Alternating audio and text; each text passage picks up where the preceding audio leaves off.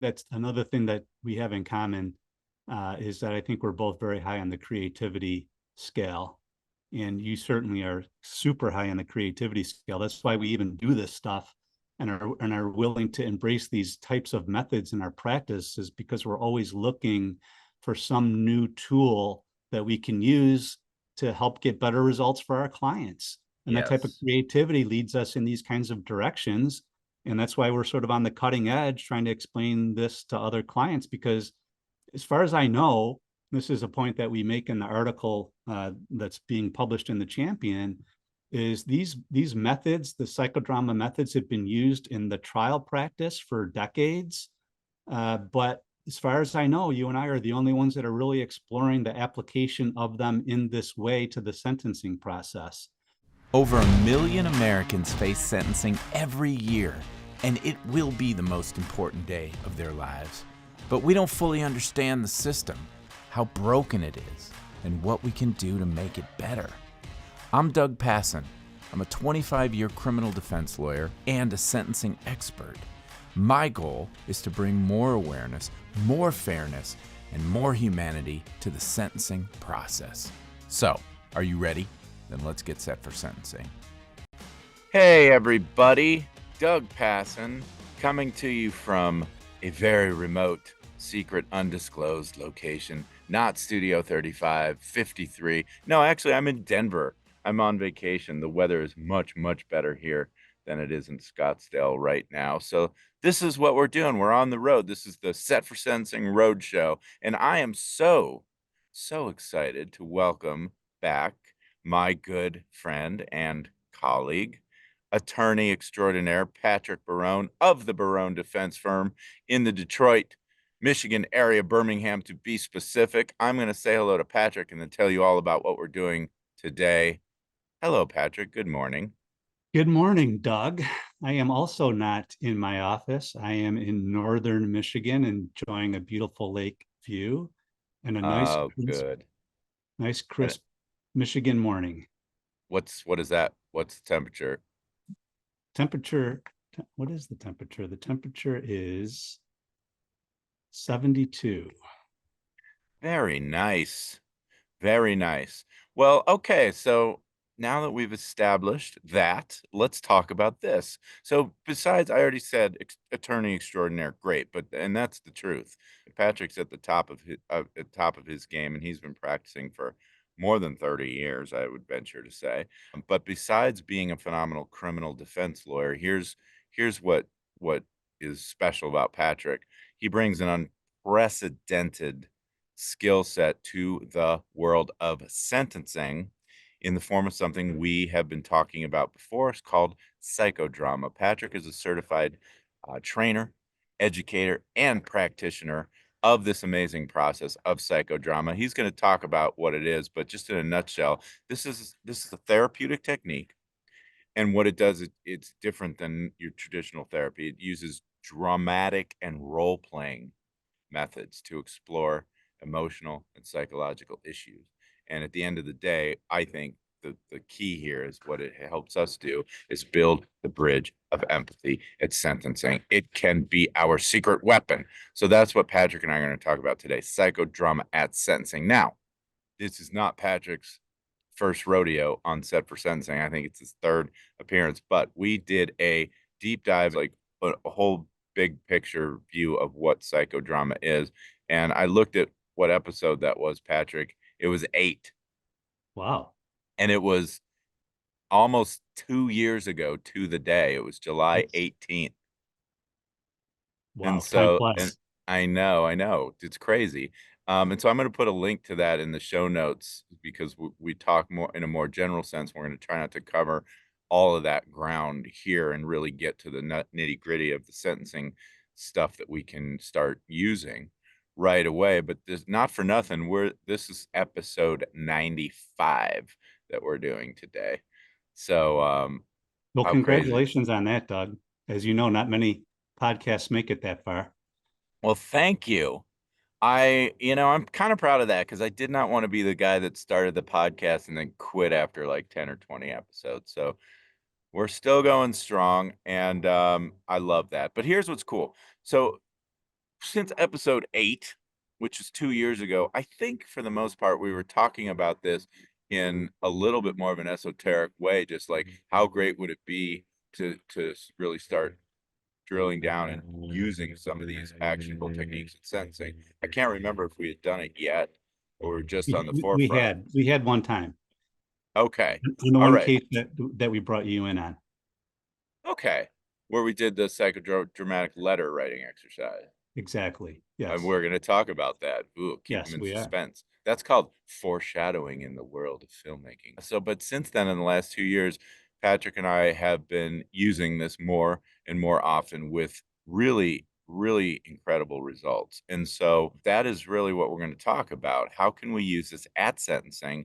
And then what's the good news is, especially if you're an attorney watching or listening to this, you're going to walk away from this episode with actionable psychodrama based exercises that you can use right now to prepare for sentencing, even if you don't have, a budget to bring in a certified practitioner like Patrick Barone. You can do this, some of this stuff, which are psychodramic based techniques. You can start doing these on your own with caution. We'll talk about that as well. So I don't want to talk too much. I know this is a long, long ramp up to where we're going, but I do want to just say this before we dig in. What was sort of the impetus for this episode is Patrick and I co-authored an article about using psychodramatic action techniques at sentencing. And that article was accepted by the Champion, which is the publication of National Association of Criminal Defense Lawyers, NACDL. But that article's being published and it's going to be releasing around the same time that the podcast dropped. So if you're a member, you're going to have the Champion in your mailbox. If you're not, I'm going to see if I can get the article and put a link to it in the show notes. And so lastly, we're going to talk about a program that we designed that we're offering for the first time in the fall in the Detroit area, where you can work on this stuff in a very comprehensive fashion. So I'm so excited to talk about it, and welcome back, Patrick. Let's dig in. So I'm going to set this up. So another article that I've wrote, and I've sort of just beat this drum many times on the podcast, are the 3 R's of sentencing: storytelling. In other words, our job as a lawyer is to effectively communicate our client's story to the decision maker, whether that's a prosecutor we're negotiating a plea with, a judge who's ultimately going to sentence the person, and beyond. And so I submit there are really only 3 stories we ever tell. One of them, they're called the 3 R's, and they're called revelation, relativity, and redemption.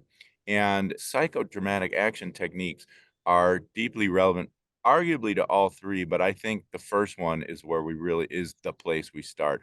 Revelation stories are stories that peel back the layer of our client's life and reveal deeper truths about how they arrived in this moment in time. And so they're not there to give excuses about, oh, woe was me, this is why I committed this crime, but it's to give the judge a better understanding, a better context of the life experience, so that they can put the offense in better context. In other words, the story the government's going to tell is they're bad, they're evil, they're unrepentant, they're a danger, they're going to commit this crime again, blah, blah, blah. We have to tell our own story. And oftentimes that requires telling a big picture view of the client's life. And so this requires major digging and a lot of trust being built between the lawyer and the client. And sometimes that digging it's hard ground that we're digging in. It's very hard to get below the surface level. And so, Patrick, where I want to start with you is, tell me about psychodrama in relation to the digging and developing the client's life story, and specifically why this is so powerful for when we hit that hard ground. Doug, you did a really good job, I think, at the beginning of summarizing what psychodrama is. If I were to put it in a sentence or 2, I would say that psychodrama is primarily a form of group therapy that uses dramatic means to accomplish therapeutic outcomes. And you spent a lot of time in your intro talking about the importance of storytelling and really getting to know the client from a personal perspective so that we can tell their story in a truthful, honest, and empathetic way. And really what psychodrama does is it allows an individual, usually in a group, to tell their story or part of their story, again, for a therapeutic process. And the reason it's so great for us to use is because, and I just thought of this, I don't know if this is a good analogy or a good way to explain it or not, but the best way for us to remember something is to put it into a song. It's very much easier to memorize a song than it is to just memorize a group of words. And part of the reason for that is that it gets to a deeper part of the brain and it removes the resistance that you have. If you've ever tried to memorize something, maybe you've always noticed there's some resistance to it. It's not easy to memorize because there's a resistance there. Somehow it makes it fun if you put it in the terms of a song. So in psychodrama, when you're reenacting something, what it does is it puts your brain into a different mode and it removes some of the resistance because you're telling the story almost in a make-believe way, which allows you to get outside your own head and allows you to get outside your own resistance and to tell the story in a way that is more genuine and more honest and more legitimate. So when we use it for our purposes for sentencing, what we're trying to do really is to break through the resistance of the client, because we all have resistance in revealing deeper parts of ourselves, mostly because we're afraid of the way that other people are going to view us if they know the truth about us. And that really goes down, it really amounts to feelings of shame. Like if you really knew who I was, you wouldn't like me anymore. You wouldn't care about me. And very often when I talk to clients about this, they have resistance in having me even want to tell their story because they're like, why is the judge is just going to think that it's a ploy? The judge isn't going to care. The judge is going to be able to see through it. And I try to explain to them that really what we want the judge to do is to be able to see them for who they really are. And this came into my mind when I was explaining it to a client. The Godfather, very famous, very well-known story. Most people are familiar with it. Mm-hmm. And you know that Vito Corleone is a mob boss. And you know that as a mob boss, he must be brutal and probably even responsible for many other people's deaths, right? That's what we think of when we think of a mob boss. And yet when we see him at the end of the story and he's in the garden with his grandson and he's running around with the orange peel in his mouth and he's got the insect sprayer in his hand and he's acting like a monster, it's kind of funny because he is a monster at some level, and yet we're seeing him in a very tender way, and you can't help but love the guy. It's like you can't help but love Vito Corleone, and yet you know that he's done some things that nobody would be proud of. And we really want to get to that point with the judge so that the judge can see our clients like that lovable person, despite what they've done. I love that. And I talk about this all the time about revealing the humanity of our clients. It's why we do the podcast. The truth is they come to the judge as a caricature, come to the judge as a stack of paper. And unless you can reveal that lovable side of them, the human side, they remain so. And that's never going to be a good thing. But I want to circle back to this idea. Okay, so resistance, beyond just the fact that it's hard to bare your soul to somebody who you just met as a lawyer, you've been working with for a month or two. There's natural resistance, there's shame. What are some of the more sort of complicated cases that we encounter where the levels of resistance are really just seemingly impenetrable?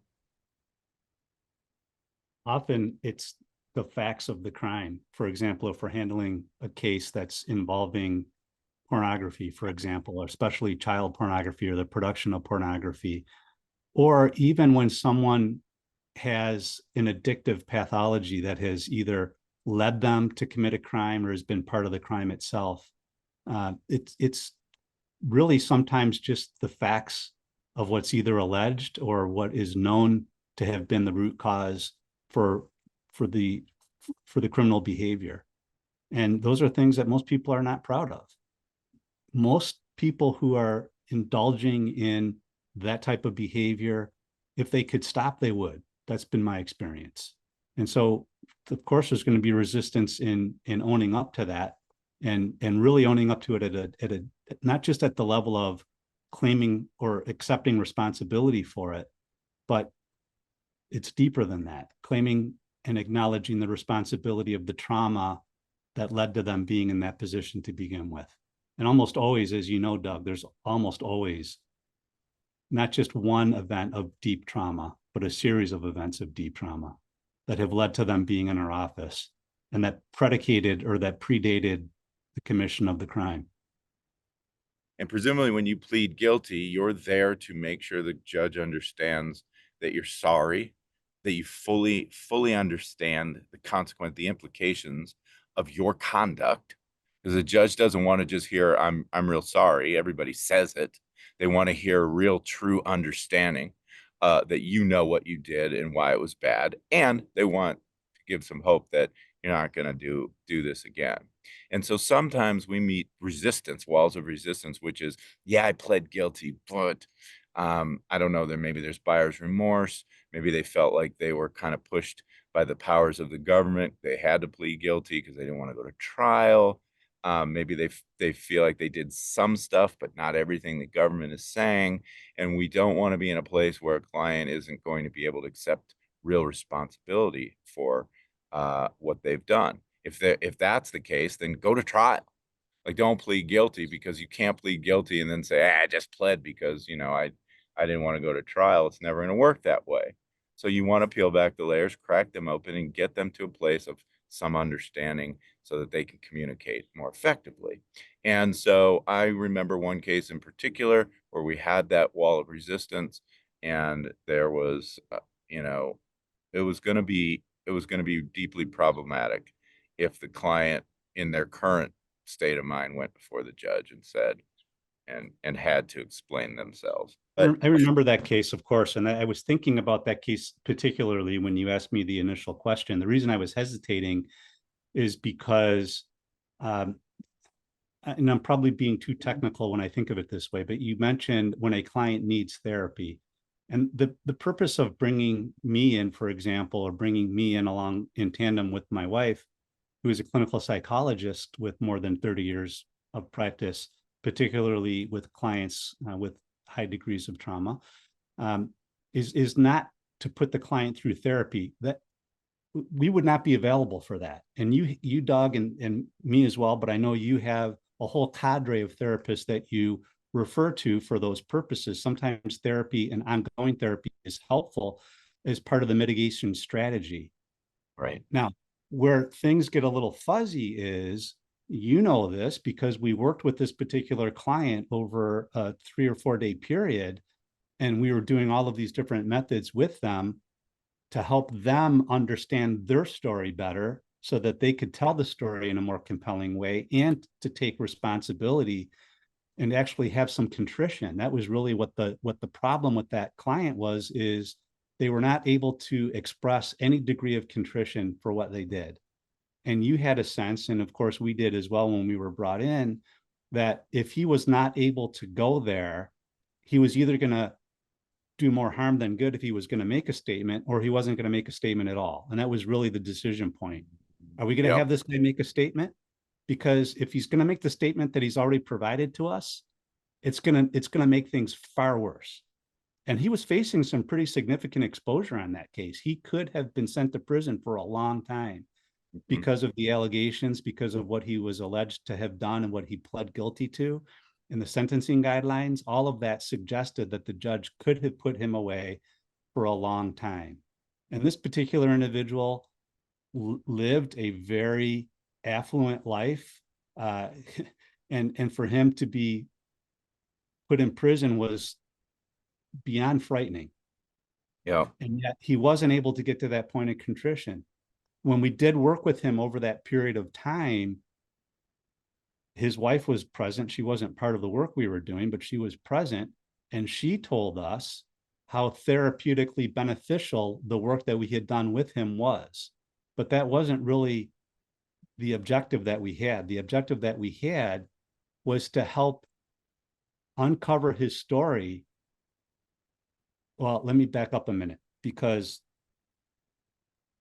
the crime that he committed was not something that, it was a white collar crime. It's not something that a person would necessarily feel a deep amount of shame about in and of itself. Yeah. But he had a high degree of shame based on a lot of things that had happened to him. And because of that shame, he found it very difficult to accept responsibility, because accepting responsibility would put him into that shame spiral.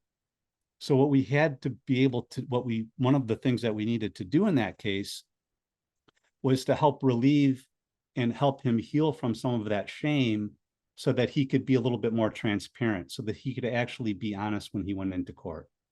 So yes, we did accomplish a therapeutic aim, but we didn't set out to accomplish a therapeutic aim, if that makes sense.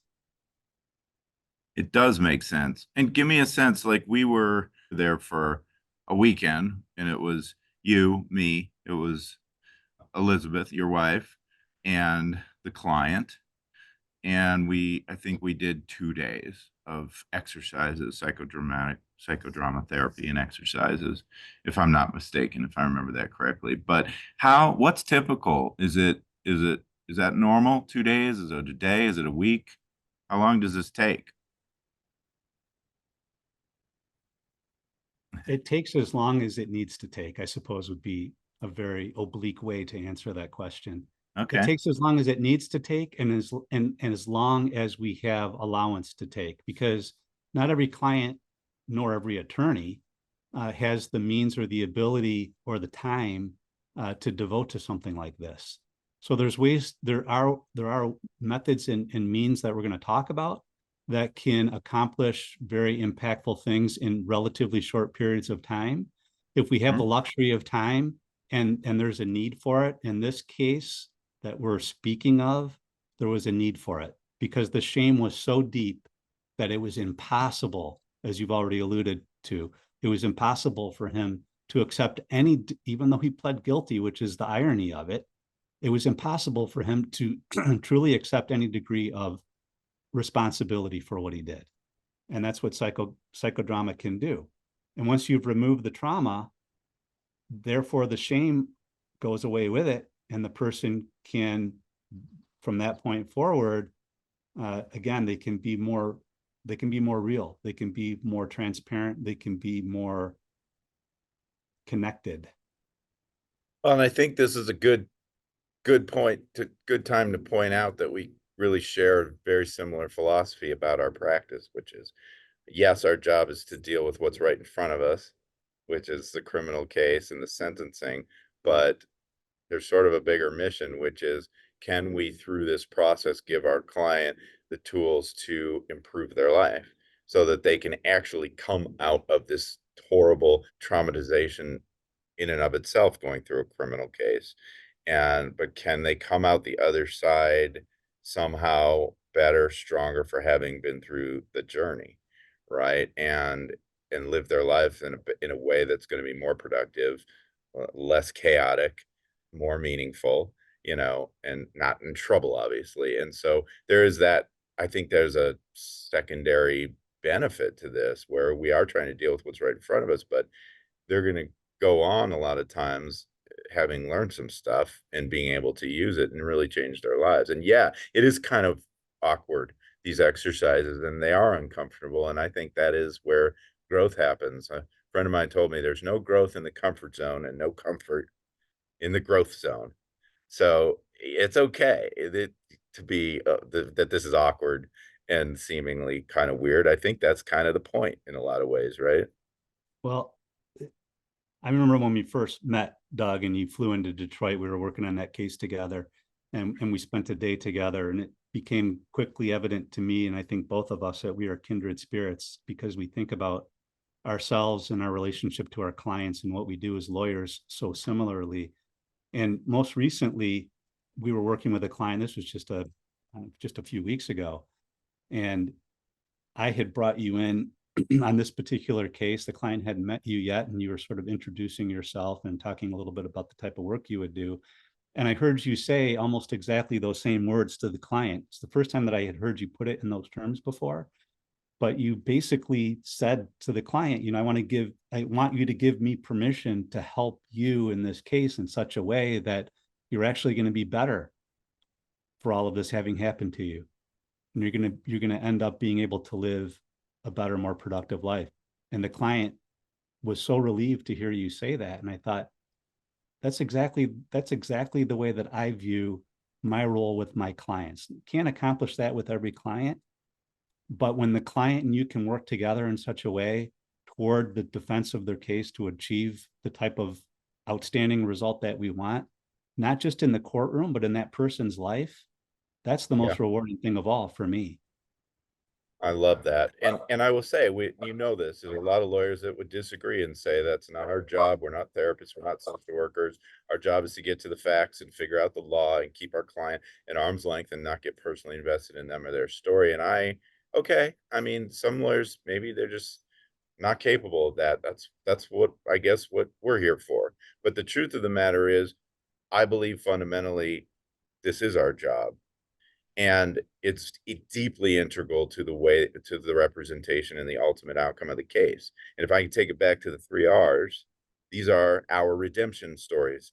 They're the most powerful stories that we can communicate to the judge, that this is not just what we've done to redeem ourselves for the harm that we've caused. That's maybe paying restitution, that sort of thing. But it's what have we done to really communicate to the judge our true character, our true redeeming qualities, our essence of our humanity. And moving forward into the future, the changes that we know we have to make and are already putting into place in our lives to ensure what does it every judge want to know? I'm not going to see you here again. You're going to do this again. And so going through this work and giving our clients this set of tools for them to go on and live their lives is absolutely integral to the sentencing process. It's not social work. It's not frou-frou. It's not irrelevant. It's not peripheral. It's central. And I hope that I've communicated that effectively. Now, this is a great transition because lawyers, especially younger lawyers, we're not that good at connecting with our clients. We're never taught those people skills in law school. We're certainly never taught story, narrative, and all the human elements of the law. We're taught issue, rule, application, conclusion. So now what we want to give to you, dear listeners, is an exercise that any one of you can do at the very front of your case that will help you instantly connect to your client and learn so much so quickly. It's called the social atom. What is it? What is the social atom, Patrick? Social atom is something that was developed by J.L. Moreno. He's a psychiatrist that I suppose you could say invented psychodrama. He was a younger colleague of Sigmund Freud, and he developed his theories back in the late 1800s and in the early turn of the century, the early 2000s, and the 20th century, early 1900s. The social atom is basically a diagram of a person's social connections, I guess would be the easiest way to say it. And it's called an atom because you are the nucleus of your social circle, and floating around you in your orbit are your friends, family, the people in your life with whom you have relationships. But more than that, also the things that you have relationships with. So those things can be institutions, they can be places of work, they can be places of worship, places of education, but they can also be things like, for example, drugs or alcohol, weapons, whatever it might be. Those can also be in a person's social atom if they take up enough space. Doug, before we get into this in a lot of detail, I just want to go back to one thing because I do think it's important enough to spend a little bit more time on it. And I've never said this to you before, but I know that you'll understand immediately what I mean by it, because you mentioned many lawyers don't see themselves as really being counselors in that way. Even though we're called attorneys and counselors, they don't think of being a counselor as being like a therapist type counselor. We're a counselor of the law, and that's true. But at the same time, we stand in a very powerful position with our clients. And when I learned what being an interventionist was, I realized that we are in many ways interventionists because we have an opportunity to bring the person into the reality of their dysfunction and to bring them the help that they need. So we are intervening in such a way that we can really guide them toward the rehabilitation that not just that they want, but that the system wants. Because believe me, after doing this for more than 30 years, I have my own share of cynicism about the system as such, and about many judges that are in the system. But the majority of people who are in the system because they too want to help people, and that includes the judges. Yeah. And so if the judges know, if we have developed a reputation that this is the way that we handle ourselves and view ourselves in our practice and the types of services that we bring to our clients, judges begin to understand that, and they take it into consideration in determining what the appropriate result is on the case. So you're not only are you able to accomplish far better results simply because of the type of storytelling that you're doing and the deepness with which you're revealing the inner truth of your client's story, but you're also bringing with you that reputation, which helps to pay huge dividends in the courtroom. If the judge knows that you're working with them as a team toward the rehabilitation of your client, because isn't that really what the criminal justice system is supposed to be for? Yes, punishment has to be a part of it, but in the end, what we hope for is to rehabilitate people so that they can put the type of behavior behind them that has led to them being in front of the court, and to, to use the euphemistic term, lead a more productive life. Yeah. And when we tell a client to do something, they will do it. I mean, if they have any degree of trust in us, they're paying us a lot of money to do it. So usually they're going to follow our advice, which puts us in a really unique position to help our clients in a really meaningful way. I think it came up in one of the cases we were doing about the analogy to a math problem and showing your work. And that's so much about this. We always talk the talk and, they're sorry, they're going to be fine. But this is the equivalent of showing your work on that math problem, right? Indeed. So you were talking about the social atom. I want to Yeah. go back to that. Yeah. I digress quite a bit. Okay. So, yeah. So it's generally basically a visual map of your life, your relationships, the things that influence you, and it gives you such a great. So I would like to, I mean, for people who are listening to this might be a good time to pop on over to the YouTubes because I'm going to share my screen, but also I'm going to put some links in the show notes, and if it's okay with you, Patrick, you have a sort of explanation, a one page or explanatory, is that right?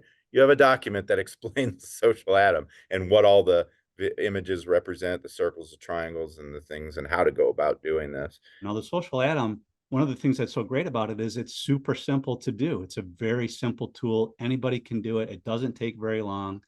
And in just doing the social atom itself helps the client understand more about themselves. As we learned when we recently went through the social atom with the client that we're working on right now, they were surprised when they looked at their social atom.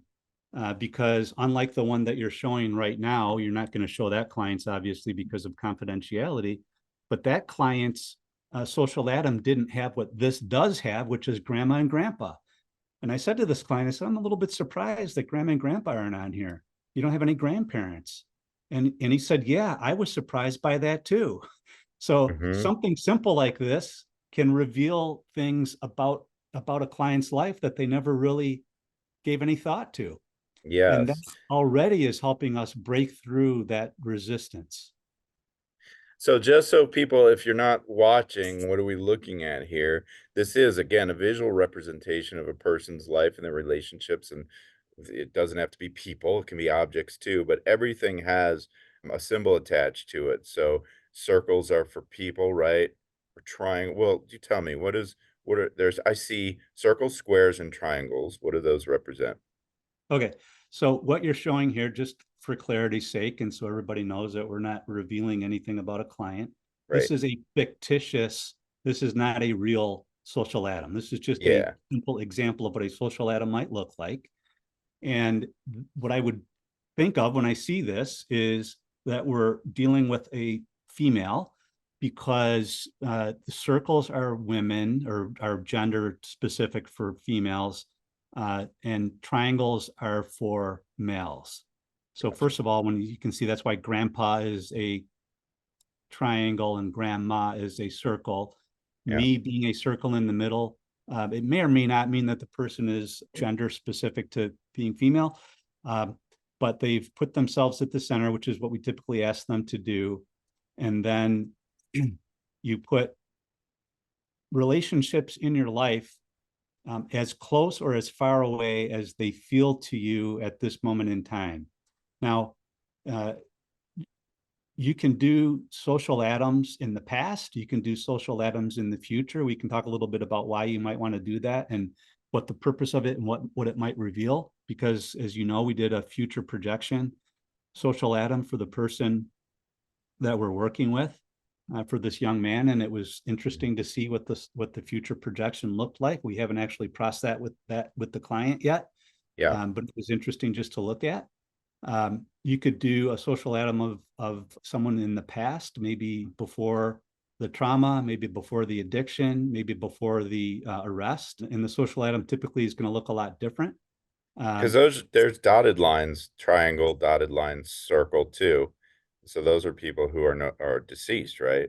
That's correct. Yeah. So And grandma and grandpa on this social atom are there, but they're deceased, which yes, means presumably they still play some role in the client's life, even though they're gone, exactly which right. is telling in and of itself. And just, this probably goes without saying, but what you're doing here is these are jumping off points. These are really interesting ways for you to connect and learn about your clients. So on this sample one, there's 4 sisters that are expressed on this. And again, you said they draw a line to how close they are in their life, distance-wise. Emotionally, I would assume maybe it's physical distance, but it's notable on this that one sister is drawn super close to the central client me circle, and then the 3 other sisters are varying degrees of way far out. So I'm gonna ask, like, "Oh, interesting, you have 4 sisters. I notice you're closer with one. What's the story there?" It's a good Right. example. No, exactly right. So let me talk a little bit about that. What you've already started to do is you started to process this social atom. So the first step would be to send the client the instructions, ask them Mhm. to return it. They're going to return it to you, and then you're going to look at it and you're going to start to process it. You're going to start to evaluate it, just like what you did, Doug, exactly the same way that I would. And then the next step would be to actually bring the client in, and we'll talk about that in a few minutes, bring the client Yeah, in and actually do the processing with them present. But to prepare for that work with the client, you're going to look at this and you're going to start drawing you're going to make some hypotheses. You're not really drawing any conclusions because you don't know yet. You have to talk to the client, but you're going to draw some hypotheses. So as yeah, you just indicated, for example, that grandma and grandpa are no longer with us. Um, but there's only one grandma and grandpa. So there's a story there, right? What right, about it? What about, and are these the paternal or the maternal? Maybe one of each, we don't know, but those are some things to just explore a little bit. yeah. The So other you're thing not that you'll just notice, looking at what's there, you're looking at what's not, what's exactly, missing. Yeah, exactly. And then you notice that this person seems to have a high level of spirituality. They have uh, God, whatever that represents to them, as being very close. In fact, I wouldn't actually put a ruler on this and measure it, but God is about as close as any person. I think there's one sister that is almost as close, or maybe yeah, about approximately as close as God. So this person, I would guess, has a very high level of spirituality. yeah, Although it's interesting, if I look at this, and these are just things to just be aware of, there's no institution of faith here. So there's no church, there's no synagogue, There's no Right. mosque. There's no place of worship listed. So that suggests to me that this person has a strong spirituality, but it's not associated with an organized faith. That may or may not be true, but it's something to sort of hypothesize. As you've already indicated, we have several sisters. There's no brothers. Now, does that mean that the person actually does not have any siblings that are brothers, or that the person doesn't have a brother that is in their social atom, meaning either that person is deceased and no longer takes up any space in their mind emotionally? And remember, this is, and I always tell the client this, these are emotional relationships. All right. That's why some are closer and some are farther away. So maybe this person has no emotional relationship with that sibling, or maybe that person simply doesn't exist because they were never born. I'm starting to feel uncomfortable. You've put emotion, you've injected emotion into my legal practice. Now I don't know what to do. Well, it's This is it. This is the work. yeah. Well, Is this a good time to pull up my social atom so we can do a little role play, and so the listeners could get a sense of how this conversation might unfold with a sure. client? Yes. Okay. So again, since we really are protective about client confidences, Patrick had me go through this very uncomfortable exercise of creating my own social atom. I'm going to share that screen. Can you see that? Sure. Yeah. Okay. So there you go. This is me. And again, for those of you listening, you may want to go to the YouTubes, because man, this is a real shit show. So what do you make of this, counselor? This is an interesting social atom. There's a couple things that sort of jump out at me, and I don't know what to make of it. And I'm just going to tell you what my thought is. You and I have never actually done this, Doug, so this is unscripted. But you have several things that seem to be like there's some, I don't know if uncertainty is the right word, but you've got several things that have several circles around them. One that's sort of a circle and a triangle together. Actually, there's two of them that are, well, there's Well, kind of all of them. So you've circled several of them. I don't really know what that's about. I guess these are triangles and then you circled them for some reason. here's the problem, Patrick. I'm not super, this may be instructive to you too, and maybe I have a little ADD, but I forgot what circles versus triangles were when I made this. So I had several of these that started as triangles that I ended up having to make into circles. That's why there's such vicious circling on some of these. So, Well, okay. So wait, does thank you. that instill confidence in my clients that I can't read and follow your simple directions? Well, I was very nervous. That's why. Look, That's why. another thing that we have in common is that I think we're both very high on the creativity scale, and you certainly are super high on the creativity scale. That's why we even do this stuff and are willing to embrace these types of methods in our practice, is because we're always looking for some new tool that we can use to help get better results for our clients. And that type of creativity leads us in these kinds of directions. And that's why we're sort of on the cutting edge trying to explain this to other clients, because as far as I know, this is a point that we make in the article that's being published in the Champion, is these methods, the psychodrama methods, have been used in the trial practice for decades. But as far as I know, you and I are the only ones that are really exploring the application of them in this way to the sentencing process, which is something new. And we're doing it in I think, some really novel and unique ways. Yes. And going back to, we're on a mission to bring it to the masses. All right, go back. But I want to digress here a second, because you mentioned several times about being nervous.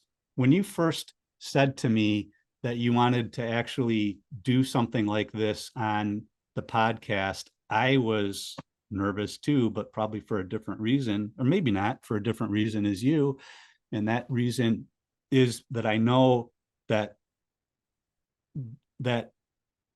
processing a social atom can get a person into a deep place very quickly. That's why I think it's important to go back to that issue of competence, when would you want to bring in a trained psychodramatist versus do this by yourself? And, how do you know when to draw that line, et cetera? And in psychodrama, Moreno believed that any therapeutic method was only relevant if it addressed the whole of mankind. And it's very holistic, and it's very egalitarian. And Moreno wanted to bring these methods outside of the therapeutic discipline, which is one of the reasons why lawyers can be certified as psychodramatists, but it's also one of the reasons why it's used in so many other different modalities, such as law enforcement, education, business training, et cetera. It's very cross-purposeful. But the thing that is one of the guiding principles for the psychodramatic training is that you should only work within the realms of your own competence, and you need to be aware of what the limits of your competence are. And one of the benefits that I have over other lawyers that maybe have this type of training, and there aren't very many of them, but those that do, is that I've been working for now 15 years with my wife, Dr. Elizabeth Corby, and she is a very highly trained trauma-informed therapist. And so I've learned a great deal of how to instill safety when I'm working in areas of trauma, but I still know what my limitations are. And if I feel like a particular client or the work that I might be doing is getting into a place that's going to become potentially damaging to the client, then I'm gonna ask that she come in some way, shape, or form to help. And that's one of the reasons why we brought her in with the case that we had mentioned before, where we did the work with that client over those few weekends, because we knew that he had a lot of trauma, and that it would be helpful to have someone like Dr. Corby there with us to help with that. But can I jump in for a sec? Because yes. from my perspective, I have no training in psychodrama, psychology, and the like. And so, but I'm still going to engage in this process, and I may engage on my own. But what it's going to do for me is show me what expert I need to bring in to a case. Yes. And so, for example, in that last sample, grandma and grandpa are on there, but they're deceased. And we're going to assume they're on there because they were loving, caring, nurturing, wonderful people who you still hold close to your heart. Well, no, maybe I've gone through this. And the reason they're on there is because they lived with grandma and grandpa from ages 6 to 12, and they were perpetually abused by them. They were horrible people, and they still carry that weight and trauma. Well, Doug Passon, with no training, I'm not going to dig into that at that point. I'm going to make a note to say, I may say, I'm so sorry that happened to you. And this is something that may be really important that we should talk about more. And what I really love is for you to be able to talk to somebody who has training to help us flesh this out. Are you okay with that? And then I'm going to run to somebody who knows trauma backwards and forwards and is a therapist, with the credentials. And I'm not going to muck around in that mess, because I'll fuck something up. I'll hurt them. Yes. And let me give another example of that on a case that we worked on recently. And we were processing the social atom with the client. And what I had asked the client to do was to reverse roles with someone else on their social atom. And they did that, and they were in the role of that person, speaking in first person present tense, talking about our client. And this was a very close relationship. This person that he had reversed roles with loved them dearly and was in a great deal of pain seeing the client go through this experience. And so in that role, the client was getting very deep into the affect and was really crying and was visibly uncomfortable with what was happening. And we were doing this on Zoom, and you had sent me a chat message and said that you were concerned with what was going on. And we had talked about that later. And that would be an example of, I pushed that client further because I have the experience and the training to know that this person was not being traumatized.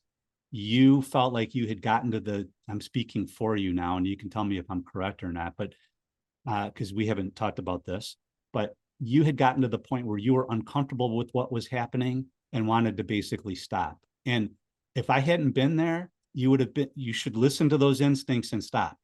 Yeah. That's an example, because you're recognizing that this person is getting into a deep emotional state and you're not equipped to deal with it. And you don't know what to do. So what I did in that, and I don't think we talked about that, maybe we did, but what I did was I just, because you had observed that, I wasn't willing to necessarily go any further at that moment. So the first thing that you do in a situation like that is you reverse roles, have them reverse roles back into their to their actual self. That's the first thing to do. That immediately, that's going to get them out of that affect. And then there's other techniques that you can do. I'm not going to get into all of them. But the next thing that I did was I had them quickly reverse roles with somebody on their social atom that I knew they had a very positive relationship with, and ask them a question in that role that would put them into a happy place. And so that immediately is bringing them out of that affect, putting them into a different affect, and it helps to eliminate any risk that person is going to get into a trauma spiral, start to disassociate, and perhaps even be more traumatized or get into a place where the lawyer's just not equipped to deal with it. So all of this to say that if two things that I want to drive home here, because this is where we started. I said I had anxiety about doing this exercise with you because you, Doug Passon, if I was to reverse roles, have you reverse roles with someone on your social atom, you might get into a deep emotional state that you might be uncomfortable revealing on YouTube in front of a bunch of colleagues, which I'm sensitive to that. Frankly, I wouldn't want to have someone process my social atom. So I applaud you for being willing to actually show your social atom and process it. But I'm an open book, baby. After 95 episodes of Set for Sensing, and all the other pies my fingers are in. That's it for today, but before we go, I just wanted to take a moment and say thank you to you, the listener, for spending time with us today getting set for sentencing. Whether you're a lawyer, someone who could use the help, or maybe you're just a true crime buff who loves the inside scoop on how this whole thing works, I am so glad you're here, and I hope you keep listening. If you're interested in knowing more about what I do, mitigation videos, case consults, live teaching, on-demand educational content, books, articles, all of it, please visit www.dougpassonlaw.com. I'm Doug Passon. Until next time, hang in there. Wait a minute, that's a stupid way to sign off a podcast about sentencing. Hang in there. What's the matter with you, man? I guess they call that gallows humor. Sorry. All right. Well, I will see you next time on Set for Sentencing. Bye-bye.